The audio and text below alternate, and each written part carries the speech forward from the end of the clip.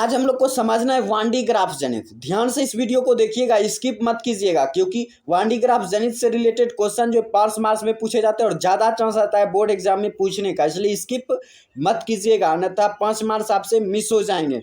तो देखिए, कोई भी अगर वैज्ञानिक उपकरण की बात की जाए और उसका विश्लेषण आपसे दिया जाए तो सबसे पहले तो आपको उसकी परिभाषा का वर्णन करना है, उसके बाद वह किस सिद्धांत पर कार्य करेगा उसका वर्णन करना है, उसके बाद उसकी बनावट क्या है उसका वर्णन करना है, उसके बाद लास्ट में आपको क्रिया विधि का वर्णन करना है। चलिए हम भी करते हैं। सबसे पहले हम इसकी परिभाषा को जान लेते हैं कि वांडी ग्राफ जनित्र कहते किसको है।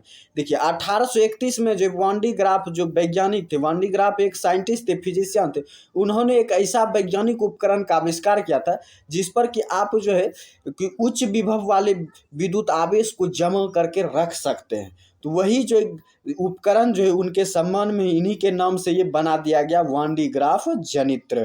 तो आप बोल सकते हैं वांडी ग्राफ जनित्र किसको कहते हैं कि सन 1831 में ईस्वी में वांडी ग्राफ जनित्र ने एक ऐसा वैज्ञानिक उपकरण का आविष्कार किया जिस पर कि अति उच्च आवेग वाले या अति उच्च वेग वाले आवेश को जमा करके रखा जा सकता है। वह उपकरण ही वांडी ग्राफ जनित्र कहलाता है। उसके बाद चलते ये किस सिद्धांत पर कार्य करता है, तो दो सिद्धांत है।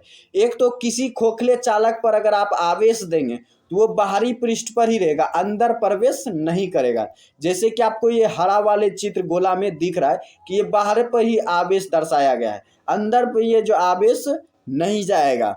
उसके बाद दूसरा क्या है कि आप चाहे कितना भी बड़ा गोला चालक ले लीजिए और उसके भीतर एक छोटा सा गोला चालक है, तो छोटे गोले चालक पर अगर अति उच्च विभव वाला आवेश है तो वो अति उच्च विभव ही रहेगा, वो घटेगा नहीं। तो ये दो सिद्धांत पर ये वांडी ग्राफ जनित्र कार्य करता है। दोनों सिद्धांत यहाँ पर लिखे हुए हैं कि पहला, खोखले चालक को दिया गया संपूर्ण आवेश उसके बाहरी पृष्ठ पर ही रहता है। दूसरा, यदि एक बड़े गोले चालक के भीतर सेकेंडरी छोटा गोला रखा है तो बड़े गोले पर कितना भी आवेश आप जमा करके रखे हो, यदि वह धनात्मक भी है फिर भी जो वह भीतर वाला गोला सदैव उच्च विभव क्या ही रहेगा, यानी भीतर वाला आप जो गोला है वो हमेशा नियत में रहेगा अगर उच्च विभव का है तो।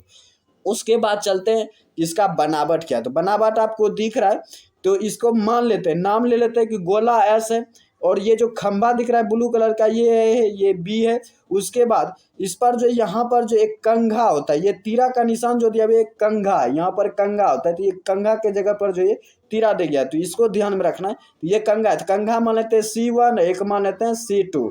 और उसके बाद यहाँ पर एक मोटर लगी हुई रहती है, ये जो एक घूर्णी से जो एक मोटर लगी हुई यहाँ रहती है। तो जब इस तो ये बनावट है। तो अब बनावट का हम विश्लेषण कर सकते हैं।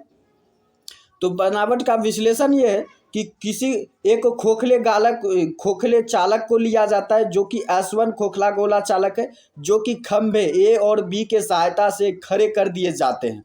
उसके बाद इसके अंदर जो है खोखले गोलक के केंद्र में एक घूर्णी रखा जाता है और एक पृथ्वी तल के केंद्र में एक नीचे भाग में एक घिरनी रखा जाता है। उसके बाद निचले वाले घिरनी से एक C1 कंघा जोड़ दिया जाता है कि जो कि पृथ्वी के तल से जुड़ा हुआ होता है। उसके बाद एक ऊपरी कंघा C2 जो है जोड़ दिया जाता है खोखले गोले से स्पर्श करा के। तो इस तरह से आप इसका बनावट का वर्णन कर सकते हैं। तो बनावट आप चित्र देख के अपने अनुसार जितना ज़्यादा बेहतर हो सके उतना ज़्यादा आप वर्णन करेंगे। तो ये आपको अभ्यास करना पड़ेगा, क्योंकि मैंने जो बताया मैंने अपने अनुभव पर बताया और आपको भी अपने अनुसार अपने नज़र के अनुसार आप इससे भी हमसे भी ज़्यादा बेहतर विश्लेषण कर सकते हैं। तो इस बात को आप ध्यान में रखिएगा। उसके बाद आपको जो जाना है, अब चलते हैं क्रिया विधि पर जाना है। क्रिया विधि क्या है, तो सिद्धांत के अनुसार ही कोई भी व्यक्ति काम करता है या कोई भी उपकरण काम करता है। तो सिद्धांत इसमें यही है कि सिद्धांत तो आपको बता ही दिए, तो अब सिद्धांत काम कैसे करेगा। तो यहाँ पर एक जो हमने मोटर की चर्चा की थी कि यहाँ पर एक मोटर लगा दिया जाता है। तो जब इस मोटर के द्वारा इस घिरनी को घुमाया जाता है, निचले वाली घिरनी को घुमाया जाता है, इसमें जो दोनों घिरनी की बेस जो बेल्ट लगा हुआ है, ये दोनों घिरनी के बीच जो बेल्ट लगा हुआ है, तो बेल्ट घूमने के कारण जो ऊपरी घिरनी भी घूमने लगती है और कंघा कंघा C1 चूंकि उच्च विभव से पृथ्वी तल से जुड़ा होता है, तो इस पर जो आवेश होता है तो बेल्ट की सहायता से कंघा C1 पर उपस्थित आवेश जो है बेल्ट की सहायता से जो है ये कंघा C2 तक पहुंच जाता है। और कंघा C2 तक पहुंचने के बाद जो है, चूंकि कंघा C2 खोखले गोले चालक से जुड़ा हुआ था, जिसके कारण कंघा C2 के द्वारा जो आवेश जो है खोखले गोलीय चालक के बाहरी पृष्ठ पर चला जाता है और इस तरह से जो बेल्ट घूमता रहता है और आवेश जो खोखले गोलीय चालक पर जाकर जमा होते जाता है और इसका उच्च विभव भी बढ़ता जाता है। तो इस तरह से हम इसको कंट्रोल कर सकते हैं कि इसके उच्च विभव जितना भी उच्च विभव होता जाए, लेकिन ये आवेश जो है मिटेगा नहीं, यह जो है किसी और जगह नहीं जाएगा, ये ऊपर पर ही जमा होता जाएगा, चाहे आप कितना भी ज़्यादा उच्च आवेश या उच्च विभव क्यों ना दे दें। तो इस तरह आप विश्लेषण कर सकते हैं वान डी ग्राफ जनित्र का। तो आपका 5 नंबर फिक्स है, तो ध्यान में रखिएगा।